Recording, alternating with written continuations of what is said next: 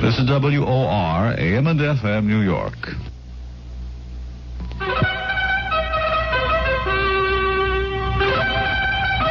Oh, you just bet your boots it is.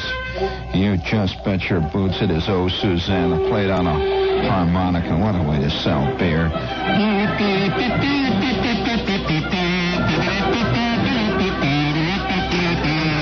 Don, if you'll please sneak up in here and give me a little more gain, I'll play it on my Jews Harp.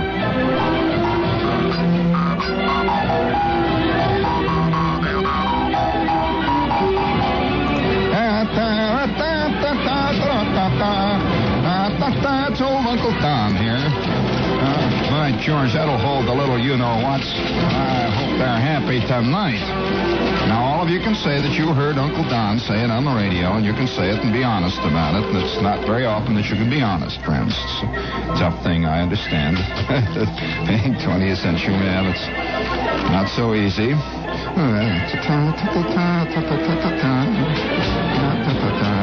Why am I going to Australia? None of your business, Dad. None of your business. I'll tell you, the further away I get, the happier I'll be. It's 12,500 miles all the way to the other side of the globe. You realize that the bath water turns the other way when it goes into the spouts down there in Australia? You understand that? That girls curl their hair the other way down there? There's a lot of things they tell me that are different down there. Bring it up there, Don.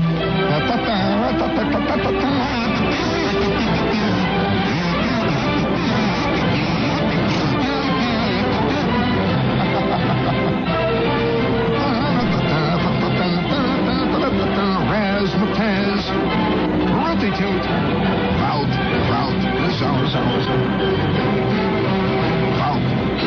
A Rooney, Pow, Reed, Zout, Vui, Pow, Zingo. Let's try that again. Let's see.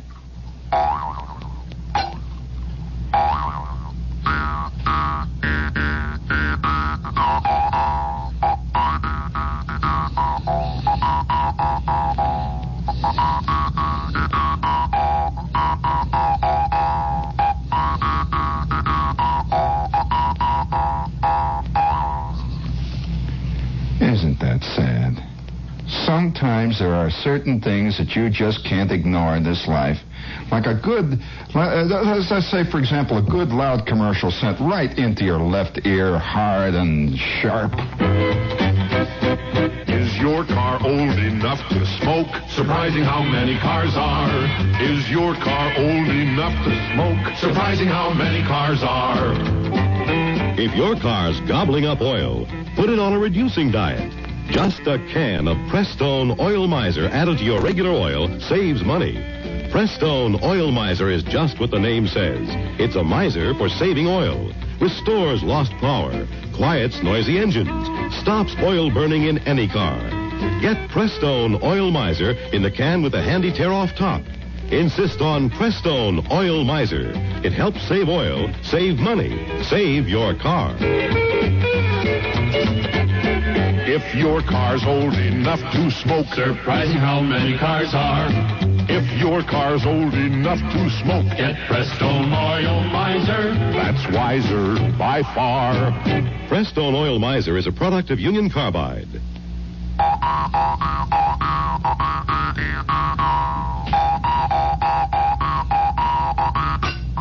Very good. If you're, Don, would you please get ready up there because we've got, sometimes I have come to the conclusion we just don't realize what we've got. We just don't realize. You do not realize what you've got in me, for example. Every night I'm here wearing the clown hat. Every night I'm here, I've got a hold of that old stone, and I'm trying to squeeze the blood out of it. Just like I'm trying to get a few little laughs out of this life. That's all. You just don't understand. You don't realize what you've got. Not a bit of it. No.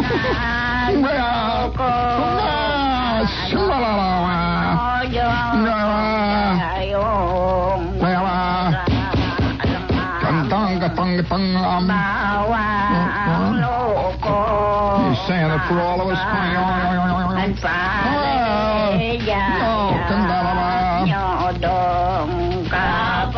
Special broadcast from Port Moresby, New Guinea. American member of United Nations Trusteeship Council mission visiting New Guinea was jeered today when he told 500 Lyndon Johnson cultists on tiny New Hanover Island that President had no intention of becoming their leader. Dwight Dickinson, along with the mission's 3 other members, met the cultists at a remote patrol post. He told them that the United States has no intention of displacing Australia as the administering authority of New Guinea. Several spokesmen for the cult told the United Nations mission that Australia had failed to keep promises of plugless, not coming up with the right stuff. They said they wanted American rule immediately, if not sooner. The Johnson cult began last year. More than 150 cultists have been jailed for refusal to pay local Australian government council taxes. Their leader is Murray Basmalik, a 20-year-old beatnik illiterate who is member of New Guinea tribe. The cultists have now already collected more than $82,800 to buy Lyndon Johnson as their leader.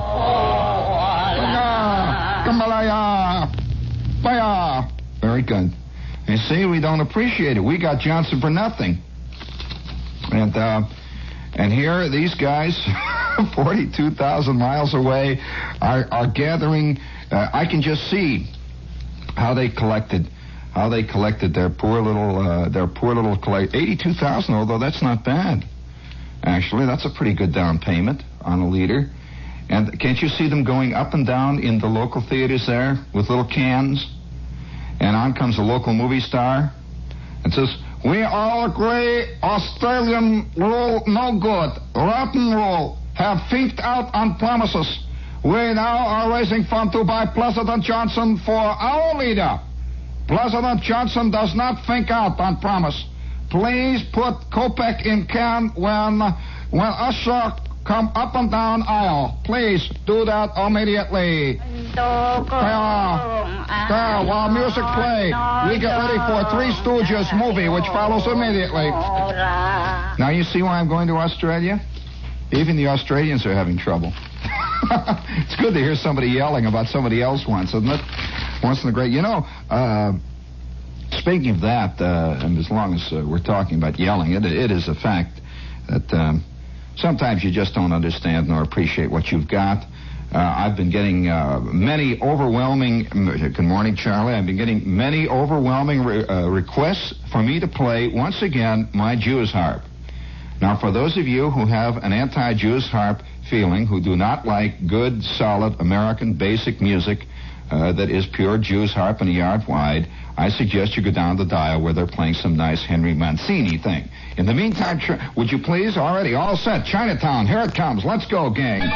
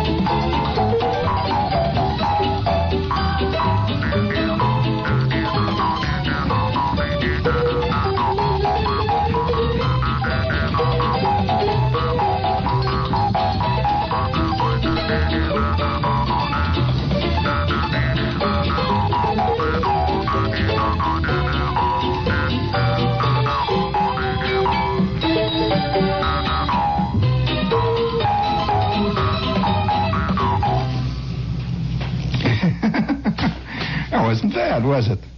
You know, I'll tell you, I suppose I shouldn't tell you. Do you want to hear an Army story about the Jews Harp?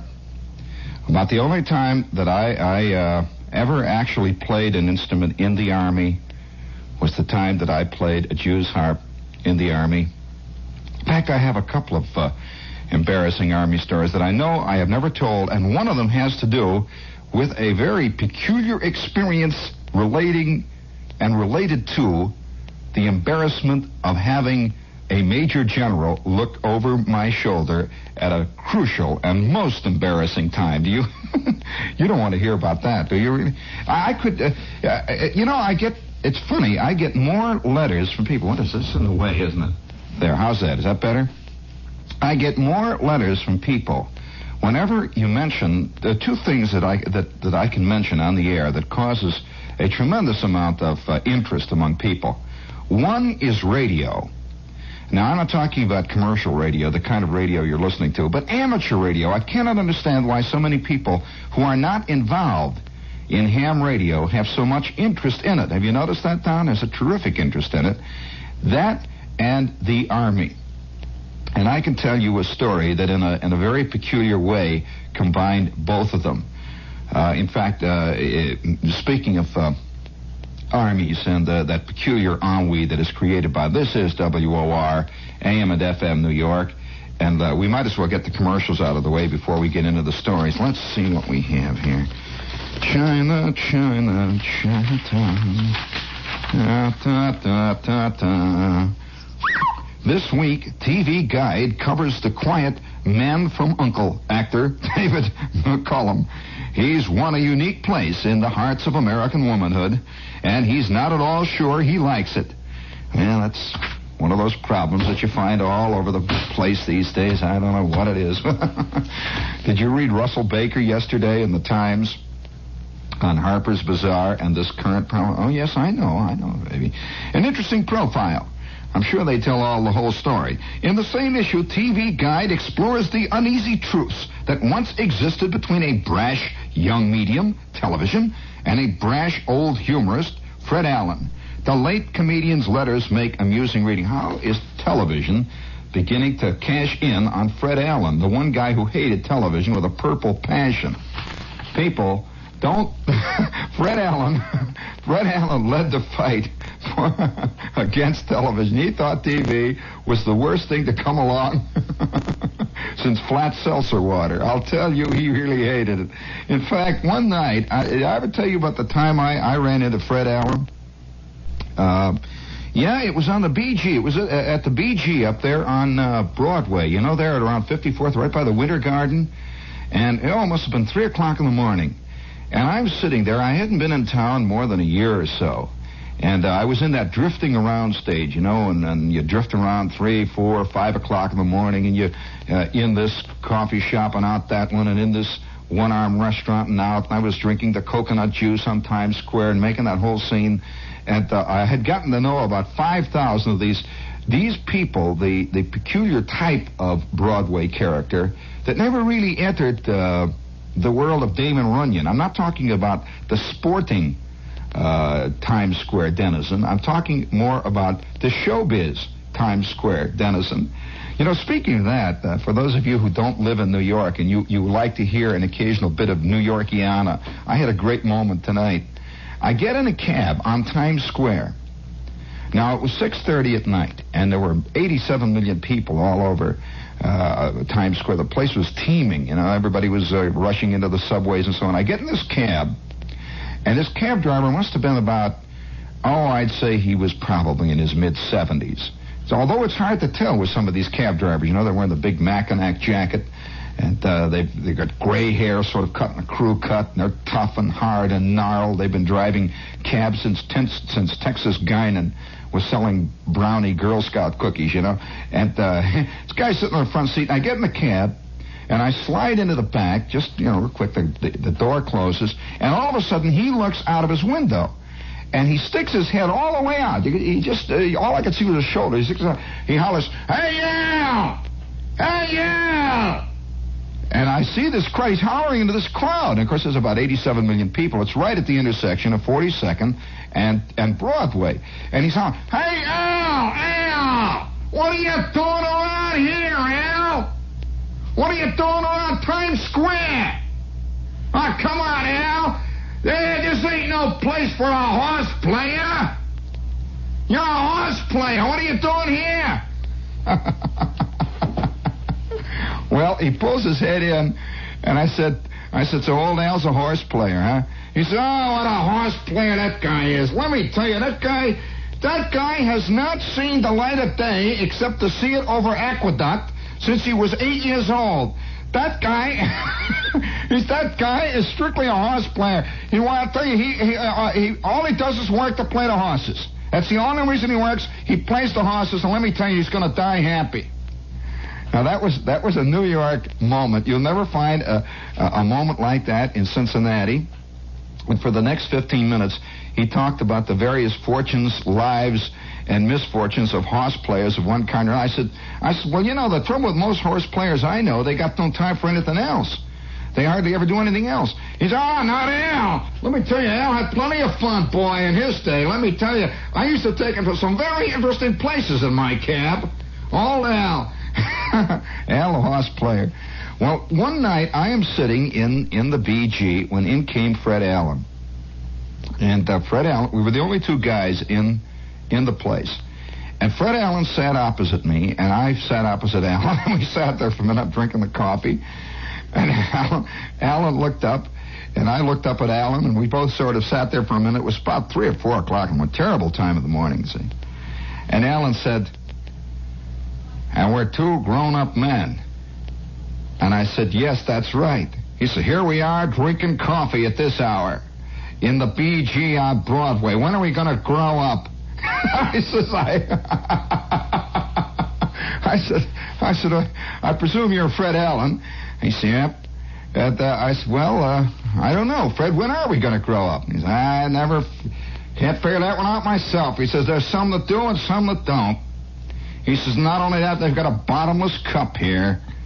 And with that, they brought him another cup of coffee. And we sat for must have been a half an hour. And it was later that I found out that he was a listener. I got a letter from his wife after he died, as a matter of fact, talking about the fact that he was a listener. But I can tell you this, that the TV people connecting themselves up with Fred Allen, that's a laugh. Believe me, that's like Hitler becoming a rabbi. It just ain't going to work, you know? It's, boy.